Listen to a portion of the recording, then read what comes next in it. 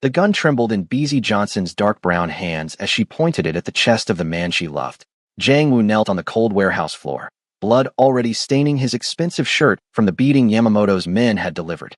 His mother's son, he sobbed from her chair, bound and helpless. And Yamamoto smiled, that cruel calculating smile that said he'd already won. Shoot him, Yamamoto commanded, his voice echoing in the empty space. Shoot Jiang Wu in the heart. He dies by the hand of the woman he loves. That's my revenge. Do it, and I let his mother go free. BZ's finger rested on the trigger. 6 months ago, she'd been a lonely Nigerian cardiac surgeon in Seoul. Now she was pointing a gun at a dying Korean mafia boss who'd somehow become her entire world. How had it come to this? Could you pull the trigger on someone you love to save someone else? Drop your answer in the comments right now, and don't forget to smash that like button and subscribe, because this story is about to get absolutely insane. But let's rewind 6 months to understand how a desperate rescue led to an impossible love, and how that love led to this terrible moment with a gun, a choice, and 3 lives hanging in the balance. 6 months after that New Year's Eve, when BZ saved Sunny's life, the Jang estate had transformed into something resembling a real home. Morning sunlight streamed through the guest house windows where BZ now practically lived, her modest apartment in Mapogu mostly abandoned. She stood before the bathroom mirror, braiding her hair and trying to ignore the flutter in her chest that happened every morning now when she knew she'd see him. Stop it, she told herself firmly. He's your patient. Your responsibility. Nothing more. Except it was more. Had been more for weeks now, maybe months. She caught herself watching him during their daily medical check-ins, memorizing the way his rare smiles transformed his usually stern face. She noticed how he always made sure there was honey for her tea, how he'd learned to greet her in Yoruba, even though his pronunciation was terrible. Small things that meant everything. Her phone buzzed with a text from the main house. Time for Jiang Wu's morning medication and vital check. She grabbed her medical bag, took a breath to steady her racing heart, and headed across the manicured garden where cherry trees now bore full summer leaves. Inside the main house, she found Sun Hee in the kitchen supervising the housekeeper's preparation of breakfast. The elderly woman's recovery had been remarkable. No one watching her now, animated and healthy. You would not believe she'd nearly died 6 months ago. Ah, BZ. Sunny's face lit up. You'll stay for breakfast, yes? I insisted they make your favorite. You're spoiling me, BZ said with genuine affection, kissing the older woman's cheek. You saved my life. I can spoil you forever and still owe you. Son, he squeezed her hand. My son is in his study. He's been working since 5 in the morning. Stubborn man. BZ climbed the stairs to Jiang Wu's private study, her feet knowing the path by heart now. She knocked twice, heard his deep voice call for her to enter, and pushed open the heavy wooden door. He sat behind his massive desk, surrounded by papers and laptop screens showing various business reports. At 38, Jiang Wu looked healthier than he had 6 months ago, the gauntness gone from his face, strength returned to his frame. The targeted therapy BZ had secured was working, buying him time. But she knew what he didn't know yet. The latest blood work she'd received yesterday showed his liver enzymes climbing again. The cancer was adapting, fighting back. Good morning, he said, and something in his voice made her look up sharply. He was watching her with an intensity that made her skin warm. Not the careful patient-doctor dynamic they'd maintained for months. Something had shifted. Morning, she managed, setting her bag on the side table with slightly unsteady hands. How are you feeling? Different, he said, standing and moving around the desk. Everything feels different lately. Different how? She pulled out her blood pressure cuff, needing the familiar routine of medical examination to steady herself. He caught her wrist gently before she could wrap the cuff around his arm. Different like I can't stop thinking about you. Different like watching you walk across the garden this morning made me forget every problem I'm supposed to solve today. Different like I'm falling in love with you, and I don't know how to stop. BZ's breath caught. Jiang Wu. I know. I'm your patient. I'm dying. This is impossible. I've told myself all of it. His dark eyes searched her face. But I need you to know before whatever time I have left runs out. I love you, BZ Johnson. Before she could respond, his phone erupted with harsh ringing. He cursed in Korean, checked the screen, and his face hardened into the cold mask of the mafia boss. I have to take this. She nodded, relief and disappointment warring in her chest as he answered in rapid Korean. His tone went from stern to furious in seconds. He switched to English, his gaze finding hers. How bad? Whatever the answer was made him slam his fist on the desk. Casualties. BZ's medical instincts went on high alert.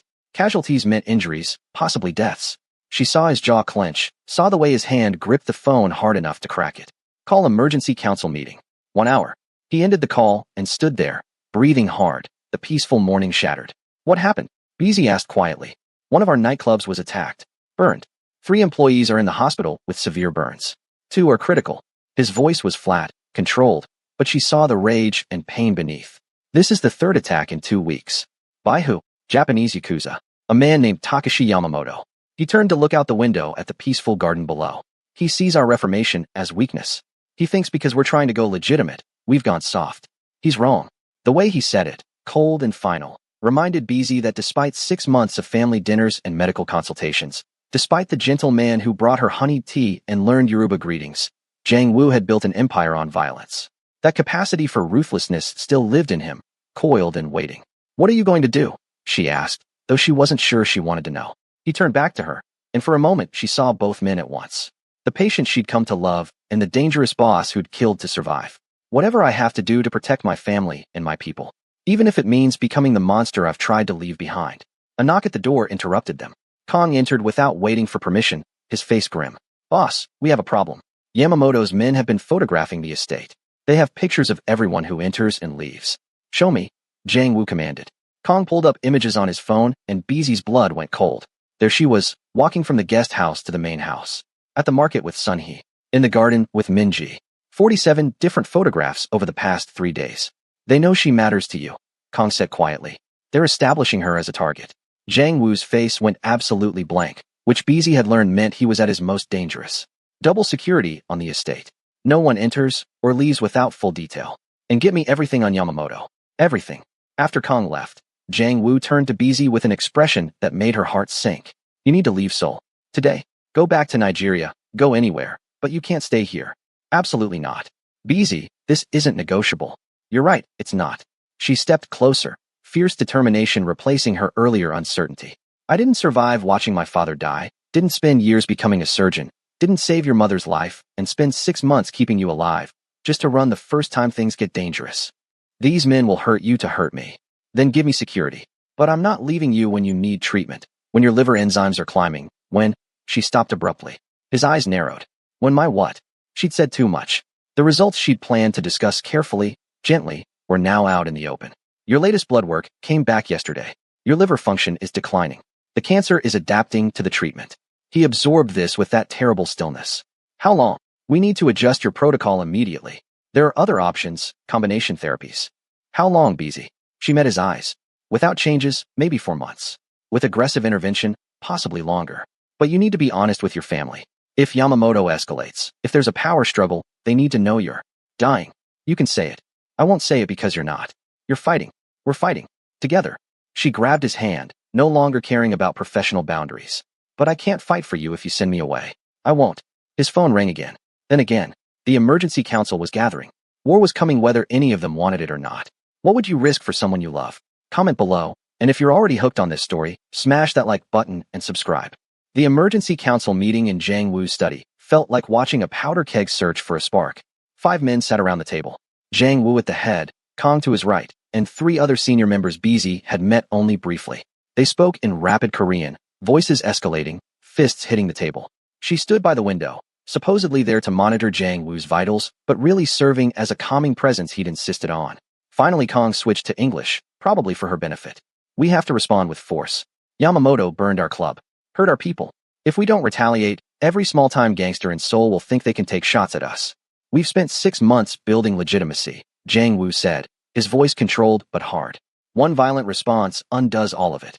Better alive and violent than dead and legitimate," another council member argued. "We're not going back to the old ways." "Then what's your plan, boss?" "Ask them nicely to stop attacking us." BZ saw the muscles in Jiang Wu's jaw clench, saw the way his hands fisted on the table. She'd taken his blood pressure before the meeting. It was dangerously high. This stress combined with his declining health was a recipe for disaster. "I'll meet with Yamamoto directly," Jiang Wu said finally. "Negotiate terms." The room exploded in objections. Even BZ stiffened, though she tried to remain professionally neutral. "That's suicide," Kong stated flatly. "He'll kill you on principle. Then you'll have your violent response. But I won't start a war that will kill more of our people without trying every other option first." "You're letting that doctor make you soft," one of the other men muttered in Korean, apparently forgetting or not caring that BZ had been picking up the language over 6 months. Jiang Wu's response in Korean was so cold and vicious that even BZ, understanding only part of it, knew it was a threat. The man who'd spoken paled and looked away. "We're done here," Jiang Wu announced. "Kong, set up a meeting with Yamamoto. Neutral ground. Public place. Make it happen." As the others filed out, Kong lingered. "Boss, about Dr. Johnson. There's been chatter." What kind of chatter? The kind that says she's more than your doctor, that you care about her. Words got into Yamamoto. Zhang Wu's face remained carefully blank. And he's asking questions about the pretty African doctor who saved your mother. He's establishing her value to you. Kong looked at BZ directly. No offense, doctor, but in our world, caring about someone makes them a target. I noticed, BZ said dryly, thinking of the 47 surveillance photos. After Kong left, Zhang Wu crossed to where BZ stood and pressed his forehead to hers, eyes closed. I should never have let you stay. Should have forced you on a plane to Lagos 6 months ago. You couldn't have forced me to do anything. I know. That's the problem. He pulled back to look at her. If something happens to you because of me, nothing's going to happen to me. You can't promise that. Neither can you. But here we are anyway. She touched his face, felt the warmth of his skin, the slight tremor that might have been exhaustion or suppressed emotion. Whatever happens, we face it together. That's what family does. Is that what we are? Family, aren't we? He kissed her then, soft and desperate, like a man stealing something precious he had no right to keep. When they broke apart, both breathing hard, he whispered against her lips, I love you. God help me, I love you. I love you too, she whispered back, the words feeling both terrifying and inevitable. Which is why I'm not going anywhere. The next morning, BZ woke to chaos. Minji burst into her guest house, face white with terror. They took Amma. They took Mom. BZ was on her feet instantly, grabbing her phone. What? Who took her? Men came to her sister's house, where she was visiting for tea. Security footage shows them forcing her into a van. They left a note. Minji's hands shook as she handed over a piece of paper. BZ read it aloud, her voice hollow. The doctor for the mother. You have 24 hours. Come alone to the address below, or Sonny dies. Her phone exploded with incoming calls. Zhang Wu's name lit up the screen. She answered to hear controlled fury, barely masking panic. Don't. Whatever you're thinking, don't. He took your mother. I know. I'm handling it. He wants me, Zhang Wu. He wants to trade me for Sonny. Absolutely not. I will burn Seoul to the ground before I let that happen. His voice was the cold, ruthless boss now, the man who'd built an empire on calculated violence. Stay at the estate. I'm coming back now. We're going to get her back. How? The old way. The way I should have done from the start. He hung up before she could respond. BZ looked at Minji, saw the same terror in her eyes that must be reflected in her own. Sunhee was 67, recovering from a heart attack 6 months ago, entirely innocent in all this. And now she was in the hands of a man who wanted to hurt Zhang Wu in the cruelest way possible. By the time Zhang Wu arrived at the estate an hour later, he'd already mobilized his entire organization. 20 of his best men gathered in the main house, checking weapons, reviewing building layouts, preparing for an assault. BZ watched from the doorway, seeing the machine shift from reform business to military operation. Zhang Wu stood at the center, issuing orders in rapid Korean. He'd transformed completely. This wasn't the gentle man who brought her honey tea. This was the mafia boss who'd survived 15 years in Seoul's underworld. Dangerous, calculating, ruthless. When he saw her, he pulled her into his study and closed the door. I need you to promise me something. Anything. Don't try to trade yourself. No matter what. Promise me. Zhang Wu. Promise me, BZ. Because if I lose you, if he takes you, I'll do things that will damn my soul forever. I'll become the monster I've been running from. My mother wouldn't want that. Minji wouldn't want that. You wouldn't want that. She saw the truth in his eyes. He would burn the world for her. Would sacrifice his redemption, his humanity, everything he'd built, to get her back if Yamamoto took her. The weight of being loved that much was terrifying. I promise, she whispered. But you have to promise me something too. What? You come back alive. You bring your mother back alive. Because I can't lose either of you. He kissed her fierce and fast. I'll do my best. Your best better be enough. He managed a slight smile. Stubborn woman. Stubborn man. The moment shattered as Kong knocked urgently. Boss, we found her. Warehouse district. 20 guards minimum. He's not trying to hide her. He wants us to come. It's a trap, BZ said immediately. Of course it is, Zhang Wu agreed. But we're going anyway. Stay here with Minji. Bodyguards will remain. If anything happens. Nothing's going to happen, BZ insisted, but her voice shook. He looked at her one more time, memorizing her face like a man going to war might memorize home. Then he was gone, taking 20 armed men with him, leaving BZ and Minji in the too quiet house with too many terrible possibilities. Minji gripped BZ's hand. He'll get her back. Appa has survived worse. But BZ had seen Zhang Wu's latest blood work, had seen how the cancer was weakening him even as he pretended strength. Could a dying man win a war? 2 hours passed like 2 years. Then BZ's phone buzzed with a text from an unknown number. Just an address. The same warehouse where they were holding Sunny. She knew immediately what it was. Yamamoto, telling her where to come if she wanted to trade herself after all. She looked at the phone, at Minji's frightened face, at the bodyguards stationed throughout the house. She'd promised Zhang Wu she wouldn't go. But Sun He was 67, had survived a heart attack, was like a mother to her now, the woman who'd welcomed her into this impossible family. And Beezy was a doctor. She saved lives. That was who she was. That was what she did. She made her choice. Would you break a promise to save someone innocent? Drop your answer in the comments, smash that like button if you're on the edge of your seat, and subscribe because you need to see what happens next. Can love survive impossible choices? Getting past the bodyguards was easier than Beezy expected. She simply told them she needed medication from her car for an emergency supply kit, escorted them to the parking area, then used a syringe of mild sedative she kept for emergencies. The guard dropped smoothly, and she was in a taxi heading toward the warehouse district before anyone could notice she was gone. The driver kept glancing at her in the rearview mirror. Are you sure about this address, miss? This area is not safe. I'm sure, Beezy said, her voice steadier than she felt.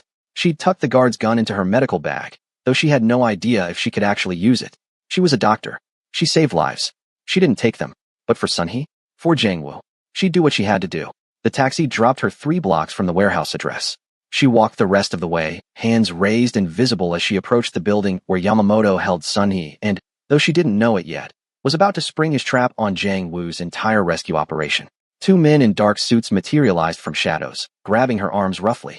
She didn't resist as they dragged her inside the massive warehouse. The space was cavernous, mostly empty except for stacked crates, and, in the center under harsh fluorescent lights, a single chair. Sunhee was tied to it, eyes wide with terror that transformed to horror when she saw Beezy. No. Beezy, why did you come? Because I'm a doctor, Beezy said simply. I save people. And your family. A slow clap echoed through the warehouse. Yamamoto emerged from shadows, and Beezy got her first real look at the man who'd been terrorizing them. He was in his mid-40s, with a long scar running down his left cheek and cold, intelligent eyes that assessed her like a predator evaluating prey. Dr. Johnson, how noble of you. His English was perfect, almost British in accent. Does Jang know you're here?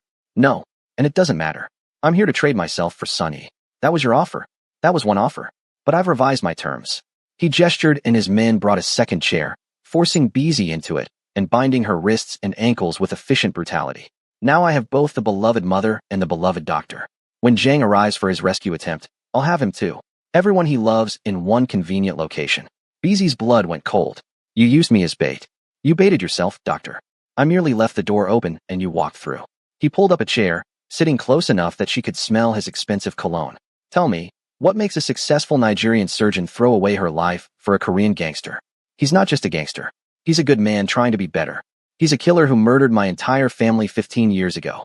The casual tone made the words more terrifying, not less. My wife, my 8-year-old daughter, burned alive in their home while I was meeting with his father about a business partnership. I came home to ashes and corpses. Beezy felt sick. Jangwoo did that. On his father's orders, yes. To take my territory. To eliminate competition. Yamamoto's smile was a terrible thing. So you see, doctor, your good man has a history. And tonight, I get my revenge. Not by killing him quickly, but by making him watch everyone he loves die first. Son, he made a small sound of distress from her chair.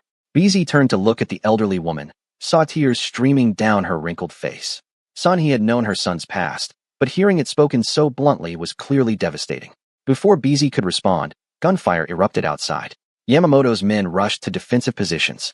Through the high windows, Beezy saw muzzle flashes in the darkness. The rescue attempt had begun. It was brutal and efficient. Jangwoo's men had numbers and training on their side, despite Yamamoto expecting them. The warehouse doors exploded inward, and 20 armed men poured through, overwhelming the guards. Smoke grenades filled the air with choking fog.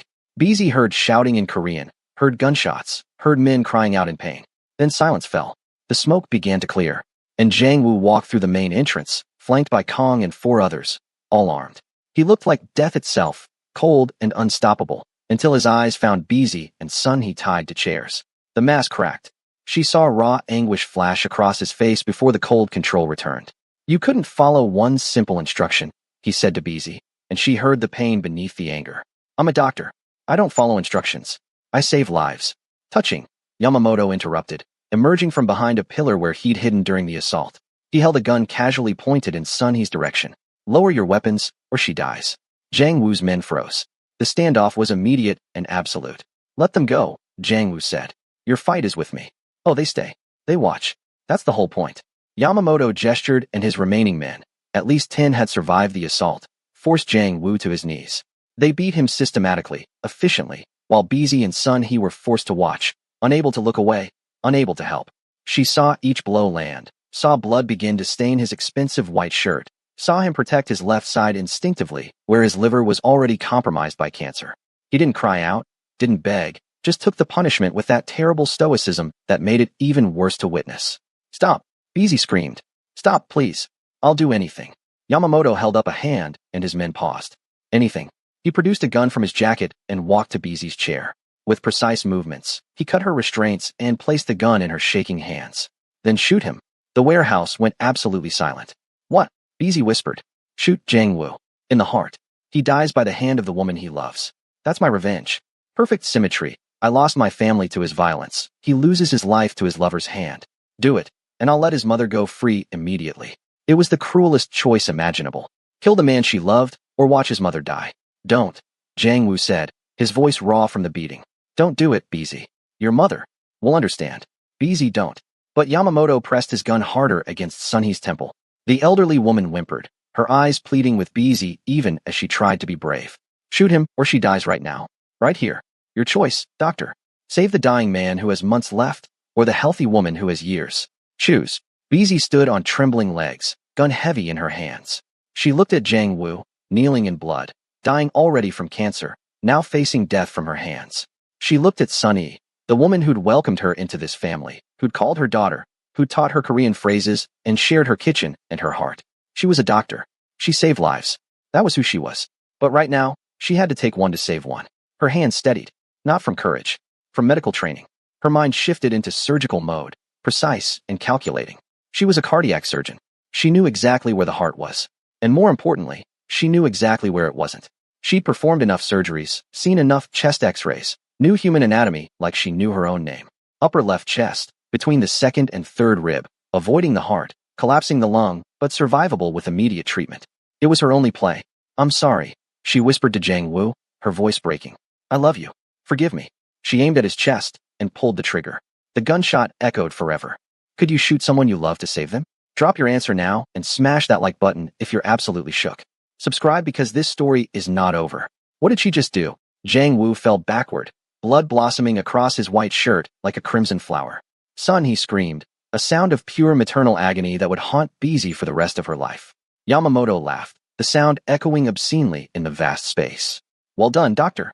I didn't think you had it in you to actually shoot the man you love." But Beezy had aimed with surgical precision. Upper left chest, deliberately missing the heart by crucial centimeters, collapsing his lung but not killing him instantly. Painful, survivable with immediate treatment, but convincing enough in the moment. It was the only play she had. Jiang Wu understood immediately. She saw it in the brief flash of his eyes before he went still, playing dead. The tiny nod only she would notice. Her brilliant, dying, impossible man trusting her completely even as she shot him. "Let her go," Beezy said, voice hollow, nodding towards Sunhee. "I did what you asked." Yamamoto signaled, and Sunhee's restraints were cut. The elderly woman stumbled from her chair, collapsing beside her son's body with a wail of grief. She checked for a pulse with shaking hands, found one, weak but there, and looked at Beezy with confusion and hope warring in her tear-stained eyes. Beezy gave the tiniest shake of her head. "Play along. Trust me." Sunhee, intelligent woman that she was, continued to sob convincingly over her dead son.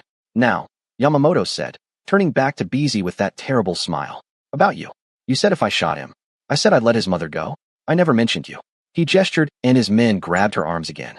"You're coming with me. Insurance. Just in case Jiang somehow miraculously survives what you just did to him." That's when everything exploded into chaos. Jiang Wu, despite the collapsed lung, despite the blood loss, despite the cancer already eating him from inside, moved with the deadly precision of the killer he'd been 15 years ago. He grabbed Yamamoto's ankle and pulled hard, sending the older man crashing to the concrete floor.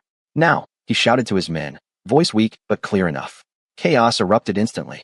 Jiang Wu's team, realizing their boss was alive, opened fire on Yamamoto's remaining men. The warehouse became a war zone.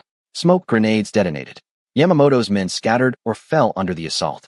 Kong materialized from nowhere, grabbing Sunhee and dragging her toward an exit while she screamed for her son. Beezy dropped flat to the ground, protecting her head as bullets shredded the air above her. She heard Jiang Wu coughing violently, struggling to breathe with his collapsed lung. Heard Yamamoto shouting furious orders in Japanese. Heard the sharp crack of gunfire, so close it made her ears ring and her heart hammer. Then a hand grabbed hers. Jiang Wu, covered in blood both real and theatrical, face pale with genuine pain and blood loss, was dragging her toward a side exit. Run, he gasped, each word clearly agony. Now, they ran. Or rather, Bizi ran and Jiang Wu stumbled alongside her. One hand pressed hard to his chest where blood seeped between his fingers, each breath of visible torture. His men laid down covering fire behind them, creating a corridor of violence they escaped through. The warehouse was complete chaos now, impossible to tell who was winning or losing, just smoke and screams and the terrible symphony of men fighting and dying. They burst through a side door into the cold night air that hit Bizi's lungs like ice. A van waited, engine running, Kong at the wheel with Sun He in the passenger seat, her face streaked with tears and relief. Get in. Now, Bizi half-carried, half-dragged Jiang Wu into the back of the van. The moment they were inside, Kong gunned the engine and they were racing through Seoul's industrial district at dangerous speeds, away from the warehouse that had become a battlefield. Hospital, Bizi commanded immediately, already assessing Jiang Wu's condition with hands that wanted to shake but couldn't afford to. The bullet had entered exactly where she'd aimed. She was a surgeon, she didn't miss. But he was losing blood faster than she'd anticipated, and his breathing was badly compromised, lips starting to turn blue. He needs immediate surgery, or he'll suffocate. No hospitals. Jiang Wu wheezed, coughing up blood. Too many questions. Police reports. Investigations. You have a collapsed lung and internal bleeding. You'll die without proper treatment. Won't be the first time I've died for you tonight. He actually smiled through the blood, the absolute madman. You shot me, Bizi. My own wife shot me. I saved you, you stubborn. She pressed harder on the wound, trying to slow the bleeding. Same thing. Another cough, more blood. That shot was perfect. I knew you could do it. Stop talking. Conserve your oxygen. Bizi. He grabbed her hand with surprising strength given his condition. If I don't make it. Shut up. You're making it. I didn't shoot you just to have you die anyway from blood loss. But her voice cracked on the last words because he looked so pale, so weak, and there was so much blood. Son, he turned in her seat, reaching back to grasp her son's other hand. You're alive. You're alive. I thought when I felt your pulse it was just hope lying to me. But you're alive. Fresh tears streamed down her face. I'm okay, he whispered, though he clearly wasn't. The doctor has excellent aim. Bizi saved you by shooting you. That's the most insane thing I've ever witnessed, and I've lived in this world for 40 years. Son, he looked at Bizi with something like awe. You're either the bravest person I've ever met or the craziest. Both, Jiang Wu said, then coughed again, a wet, terrible sound. Kong spoke from the driver's seat, weaving through traffic at speeds that would get them arrested if they weren't running for their lives. There's a private clinic. Dr. Who owes boss several favors. Completely off the books. 20 minutes away. Make it 10, Bizi ordered, then focused entirely on keeping Jiang Wu conscious and breathing. She used supplies from the van's emergency medical kit to pack the wound more effectively, trying to slow the bleeding. His lips were turning a deeper shade of blue from oxygen deprivation. They needed to reinflate his lung immediately, or he'd suffocate despite surviving everything else. Bizi, he whispered, his voice getting weaker. I need you to know, that shot, brilliant. Terrifying, but brilliant. Save your breath. Literally. You need every bit of oxygen you can get. If I don't get to say this again. His eyes were starting to glaze slightly. I love you. You're the best thing that ever happened to me. Even if you did, shoot me. You'll say it again. You'll say it so many times I'll get sick of hearing it. But tears were streaming down her face now as she worked, her professional composure cracking under the weight of fear and love and the terrible knowledge that she'd put a bullet in him. Never, he breathed. Then his eyes rolled back and he went limp. No. Bizi checked his pulse, still there but thready and weak. He'd passed out from pain and blood loss, probably for the best given the agony he had to be experiencing. But it also meant his body was shutting down, prioritizing vital organs. They were running out of time. The clinic materialized out of the darkness like a mirage. It was exactly what Bizi expected, slightly shabby exterior, completely unmarked, the kind of place that asked no questions. A nervous-looking doctor in his 50s met them at the door, took one look at Jiang Wu, and his face went pale. Gunshot wound to the chest. Collapsed lung. Significant blood loss. He needs immediate thoracostomy and surgical repair. Bizi was already helping carry Jiang Wu inside, all business despite the blood covering her clothes and hands. The doctor hesitated. My fee for this kind of work. Triple it, Kong said flatly, already pulling out a thick envelope of cash. Just save him. They worked through the night. Bizi talked the nervous clinic doctor through the emergency procedure, her hands steady despite everything, her voice calm and professional even though inside she was screaming. They had to insert a chest tube between his ribs to manually reinflate the collapsed lung, a procedure that would be agonizing if he were conscious. Then they sutured the bullet wound, repaired damaged tissue, addressed the internal bleeding. It took 4 hours. 4 hours of Bizi standing over the man she loved, watching him fight for each breath, wondering if her desperate gamble to save him had actually killed him. In the waiting room, Sun-hee sat with Min-ji, who'd been called and arrived within an hour, both women holding each other and praying in Korean and English and whatever language grief speaks. Kong stood guard with 4 bodyguards, weapons visible, ready for Yamamoto's men if they somehow tracked them here. When BZ finally emerged, still in blood-stained scrubs the clinic had provided, Sun-hee stood immediately. "He's alive," BZ said, and Sun-hee's legs gave out. Min-ji caught her mother, both women crying with relief. "He's weak. He lost a lot of blood. The surgery was more complicated than I hoped because the bullet fragmented slightly. But he's alive and stable. Can we see him?" Min-ji asked, her voice small and scared. "Soon. He's still unconscious. But soon." BZ found a bathroom and finally looked at herself in the mirror. She was covered in Jang Woo's blood. Her hands were still shaking. She'd shot the man she loved. She'd saved him by shooting him. The insanity of it all crashed over her, and she had to grip the sink to stay upright. She'd taken an oath to do no harm. And tonight she'd put a bullet in someone. Yes, it was to save him. Yes, it had worked. But she'd still pulled that trigger. Still felt the recoil. Still watched him fall. What did that make her? When she finally composed herself enough to return to the waiting room, she found Kong on the phone, his expression grim. He hung up and looked at her with barely controlled anger. Yamamoto survived. 11 of his men are dead, but he escaped in the chaos. BZ's blood ran cold. So this isn't over. It's never over until one side is completely destroyed. That's how this world works. Kang's jaw was tight, and he's already spreading word on the street that Boss is dying. That you shot him. That there's internal conflict. He's trying to trigger a power struggle while Boss is down. Then stop him, BZ said, her voice harder than she'd ever heard it. Call an emergency council meeting. Show them Jang Woo is alive. Injured but alive and still in command. They won't listen to me. Make them listen. You're second in command for a reason. She stepped closer, exhaustion and adrenaline making her fierce. Jang Woo nearly died tonight protecting his family and his people. Don't let Yamamoto destroy everything he's built while he's recovering. Be the leader he needs you to be. Kong studied her for a long moment. Then something shifted in his expression. Respect, maybe. Understanding. You're stronger than you look, doctor. I had to be. I shot the man I love tonight. You think I'm going to let it be for nothing? Over the next 24 hours, while Jang Woo remained unconscious in the clinic's recovery room, BZ discovered just how deep the organization's loyalty ran. When Kong called the emergency meeting and explained what had happened, that Yamamoto had taken Sun-hee, that BZ had made an impossible choice to save her, that Jang Woo was injured but alive, the council's response was immediate and unanimous. They would hold.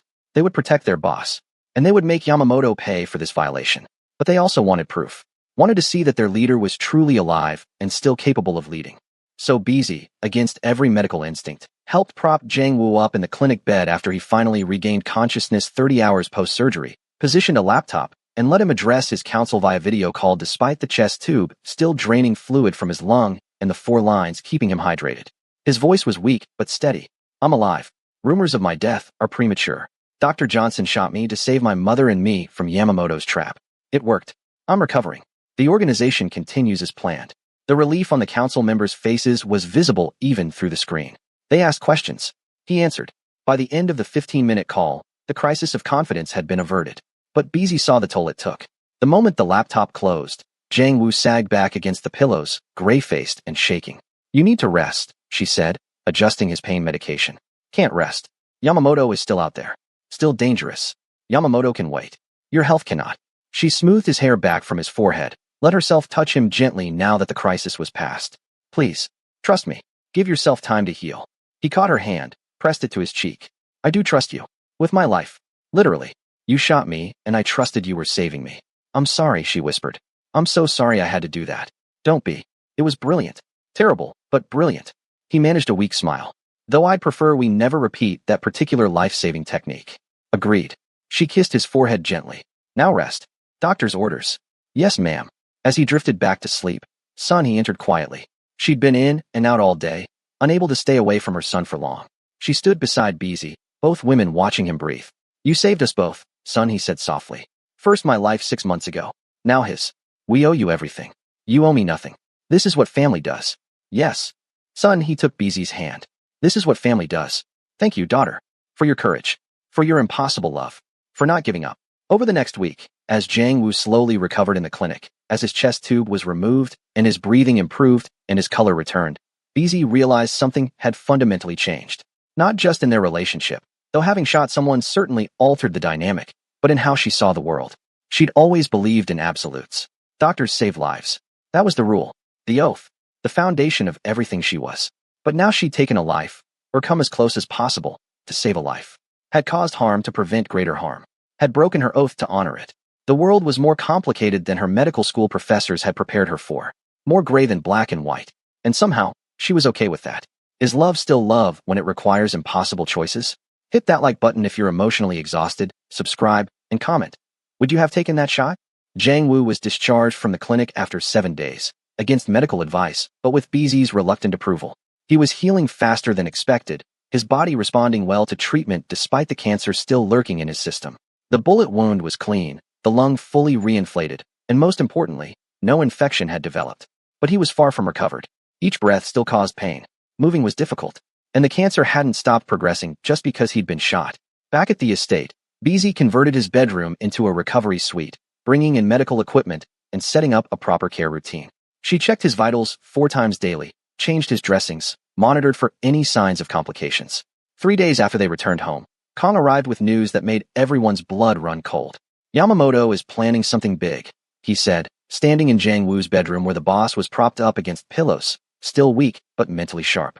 Our sources say he's consolidating what's left of his forces. He lost men in the warehouse, but he's recruiting, bringing in outside help. From where? Jiang Wu asked, his voice still rougher than normal from the trauma to his chest. Everywhere. Japanese Yakuza connections. Korean gangs he used to work with. He's building an army. For what purpose? To finish what he started. To destroy you and everything you've built before you can fully recover. BZ, who was checking Jiang Wu's blood pressure during this conversation, felt her stomach drop. He won't stop.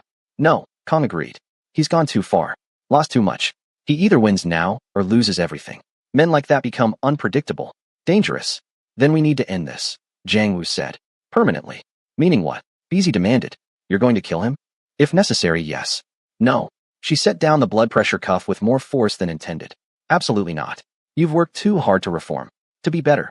You're not throwing that away for revenge. This isn't revenge. It's survival. It's a slippery slope back to everything you left behind. She sat on the edge of his bed, forcing him to meet her eyes. There has to be another way. What other way? Asking nicely. I tried negotiation. It failed. Then try truth. Real truth. Not threats or shows of force, but actual honesty. The idea was forming as she spoke. What if instead of preparing for war, you meet with him again? Tell him everything. About the cancer, about the treatment, about wanting to make amends before you die. Remove the power struggle. Take away what he thinks he's fighting for. He'll kill me the moment I show vulnerability. Not if I'm there. Not if it's public. Not if you give him what he actually wants. Which is acknowledgement. Justice. The knowledge that his family mattered. That their deaths weren't meaningless. BZ grabbed his hand. Let me help you try one more time. If it doesn't work, if he still attacks, then fine. Defend yourself. But give peace one more chance first. Jiang Wu looked at Kong, who shrugged. The council wants blood. But they'll follow whatever you decide, boss. One more try. Jiang Wu finally agreed. But this time on my terms. In my way. The meeting took 5 days to arrange. Neutral ground again. But this time at a traditional Buddhist temple in the mountains, a place where Jiang Wu and the head monk had history. Sacred ground where violence was absolutely forbidden by centuries of tradition. Yamamoto agreed to come, probably out of curiosity more than anything. He'd tried to destroy Jiang Wu and failed. Now Jiang Wu was requesting a meeting. It must have been intriguing. On the day of the meeting, BZ helped Jiang Wu dress. He was still weak, still recovering, and the drive to the mountains would be exhausting. But he insisted on walking in under his own power, on showing strength even while admitting weakness. The temple was beautiful, ancient stone and wood structures nestled among pine trees, with prayer flags fluttering in the mountain breeze. The head monk greeted them. The same elderly man from Part 1 who'd intervened during the standoff with Kong. You've returned, the monk said simply. I'm trying to finish what we started, Jiang Wu replied. To choose peace over violence. Even when violence seems easier? Especially then. They waited in the main temple courtyard, Jiang Wu sitting on a stone bench because standing for too long was still difficult, BZ beside him, Kong and 2 bodyguards at a respectful distance. When Yamamoto arrived with his own guards, the tension was immediate and electric. But Yamamoto looked different. Tired. Older. The scar on his face seemed more prominent. Or maybe it was just the harsh mountain sunlight. You asked for this meeting, Yamamoto said without preamble. Why? To tell you the truth. All of it. Jiang Wu stood slowly, BZ supporting his elbows subtly. I'm dying. Pancreatic cancer, stage 4. I have maybe months left, possibly less after all the stress and trauma. The doctor here, he gestured to BZ, has been keeping me alive through experimental treatments. But it's a losing battle. Yamamoto's eyes narrowed. Why tell me this? Because you wanted to see me suffer. To watch me lose everything. Well, I'm losing the biggest thing any of us have, my life. Time is killing me more effectively than you ever could. So I should just wait? Let nature take its course. Yes. And while you wait, let me do something that matters. Let me honor your family properly. Not with scholarships that feel like blood money or gardens that feel like guilt, but with truth. Public acknowledgement of what I did. Of what I took from you. Yamamoto went very still. You'd admit it? Publicly? That you murdered my family? Yes. In a statement that will be released after I die. Full confession. Names, details, everything. Your family's story will be told. Their deaths will be remembered. And I'll take full responsibility. Why after you die? Why not now? Because now it protects people who gave orders. After I die, those people lose their shield. The truth comes out without putting my mother or sister at risk of retaliation. Beezy watched Yamamoto's face, saw the war happening behind his eyes. This was what he'd wanted, wasn't it? Acknowledgement. Justice, of a sort. But perhaps he'd spent so long planning revenge that peace felt impossible to accept. And what about her? Yamamoto nodded toward Beezy. The doctor who shot you? Saved me, Jiang Wu corrected. By shooting me. Yes. She'll be in the statement too. The whole truth. How she's been treating me. How she made an impossible choice to save my mother. How she's been fighting to give me more time. You love her. Yes. And she loves you, even knowing what you've done. Yes. Yamamoto turned to Beezy directly. Why? Why love a dying killer? Because people are more than their worst moments, Beezy said quietly. Because he spent the last year trying to be better. Because love isn't conditional on perfection. And because I've seen what revenge does to people, it hollows them out. I won't let that happen to the man I love. Or to you. I'm not your concern. You are when your revenge hurts people I care about. A long silence fell over the temple courtyard. Prayer flags snapped in the wind. Somewhere a bell chimed softly. Finally, Yamamoto spoke. I'll accept your offer. The confession after your death. Public acknowledgement. My family's story told truthfully. He paused. But I have one additional condition. Name it, Jiang Wu said. I want to be the one who reads the confession. Who tells their story. Not some reporter or lawyer. Me. Their last family member. Let me give them voice. Jiang Wu nodded immediately. Agreed. You'll have the confession 1 week before my death, according to Dr. Johnson's best medical estimate. You can decide how and when to release it. And if you survive longer than estimated, then you hold on to it until the time comes. But trust me, Jiang Wu's smile was sad. The time is coming soon enough. They shook hands. It wasn't forgiveness. It wasn't even really peace.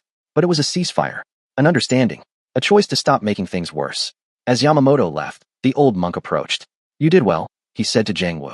I gave him what he wanted. That's not the same as doing well. You gave him closure. That's more valuable than victory. The monk looked at Beezy. And you, doctor. You've changed him. Made him see that vulnerability isn't weakness. I just love him, Beezy said simply. That's exactly what I mean. On the drive back to Seoul, Jiang Wu was quiet, processing everything. Finally he spoke. I meant what I said about the confession. After I die, the truth comes out. All of it. I know. It might affect you too. Your reputation.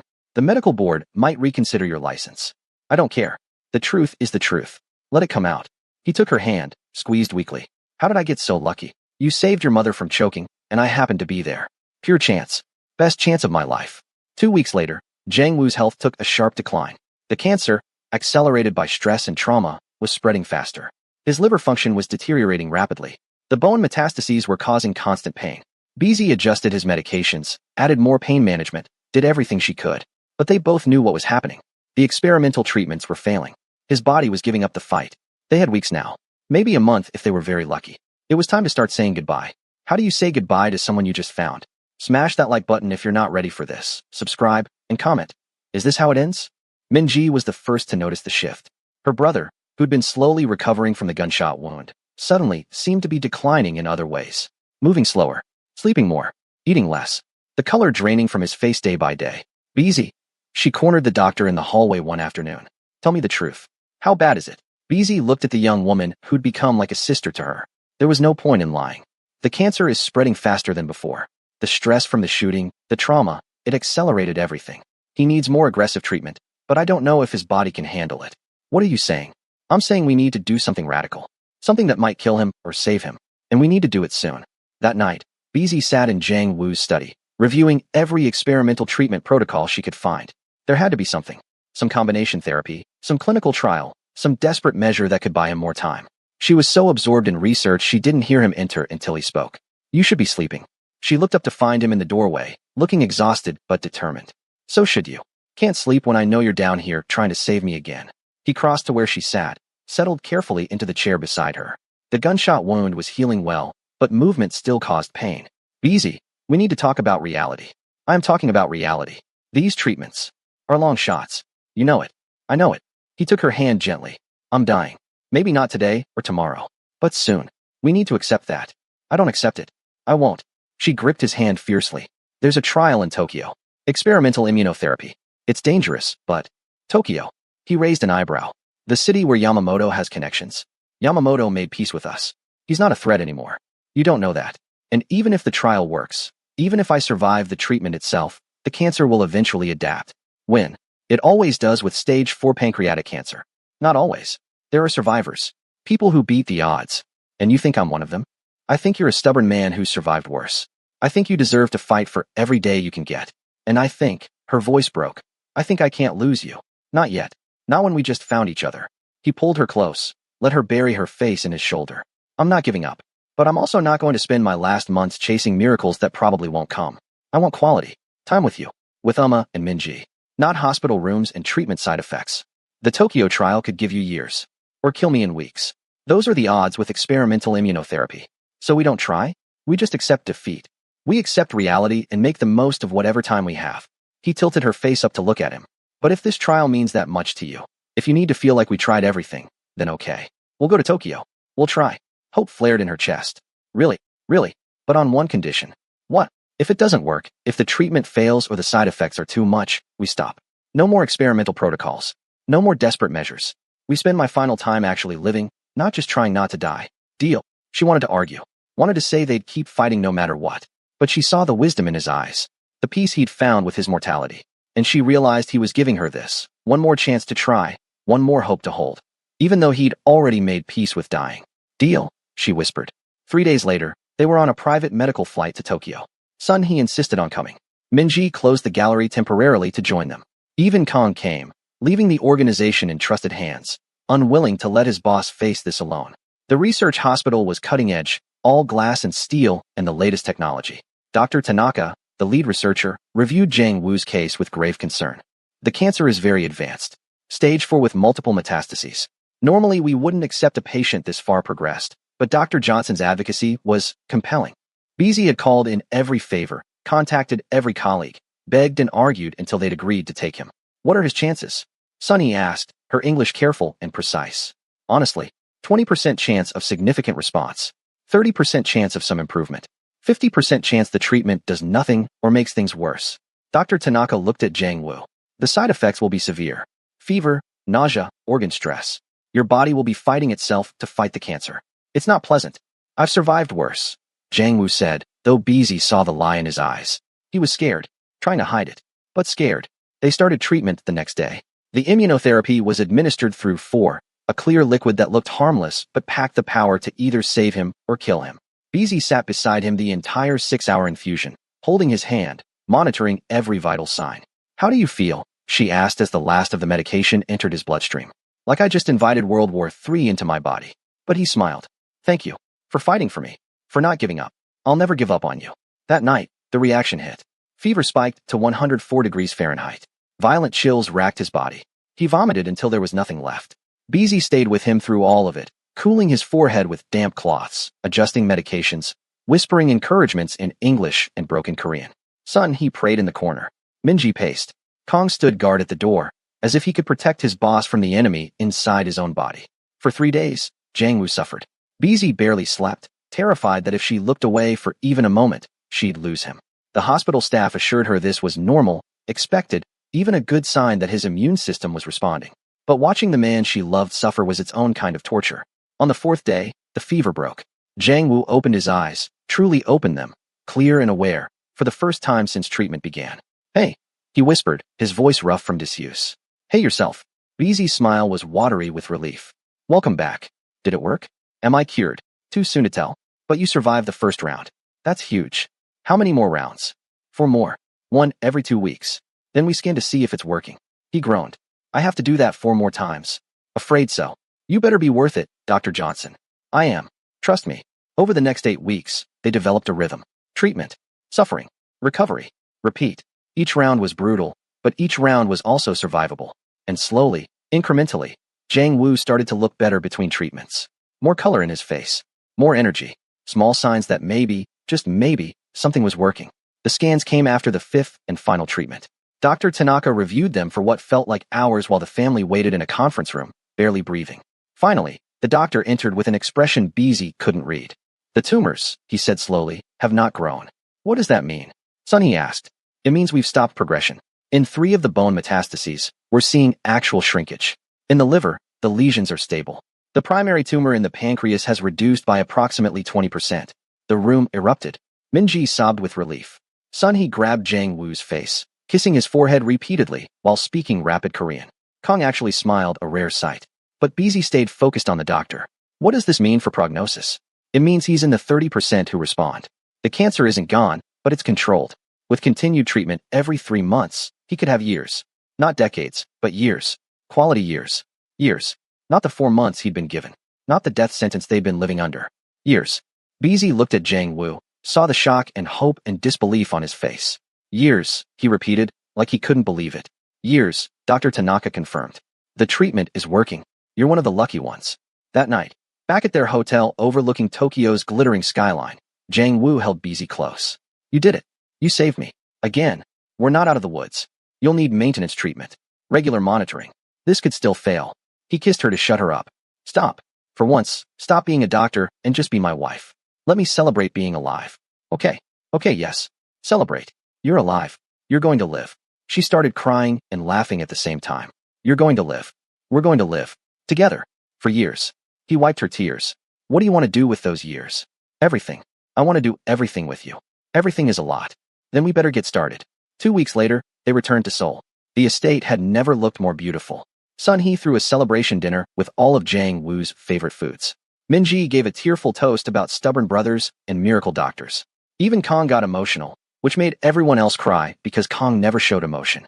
But the real celebration came later, when it was just BZ and Jiang Wu in their bedroom. The door locked, the world shut out. I was preparing to lose you, she admitted in the darkness. Had accepted it. Made peace with it. And now suddenly we have years. Scared, he asked. Terrified. What if it stops working? What if? Then we deal with it when it happens. But tonight? Tonight we have this. We have now. We have each other. That's enough. Is it? It's everything. She believed him. Or at least, she tried. 6 months after Tokyo, Jiang Wu was healthier than he'd been in 2 years. The cancer was still there. It would always be there, but it was controlled. Sleeping. Not growing. He'd officially stepped back from the organization, letting Kong lead while he served as advisor. The reformation continued. The legitimate businesses thrived. The scholarship fund grew. Yamamoto's garden had become one of Seoul's most visited peaceful spaces. Everything they'd fought for was working. One morning, BZ woke to find Jiang Wu already awake, watching her with that intensity that still made her heart race after over a year together. What? She asked sleepily. I'm alive, he said with wonder. I'm alive and you're here, and this is real. This is real. For how long? I don't know. No one knows. But that's true for everyone, not just you. No one gets guarantees. I want to marry you again. Properly this time. Big ceremony. All our people. Celebrate life, not death. We're already married. Then let's renew our vows. Let's celebrate that we beat the odds. That love and medicine and stubborn determination won. She smiled. Okay. Yes. Let's celebrate.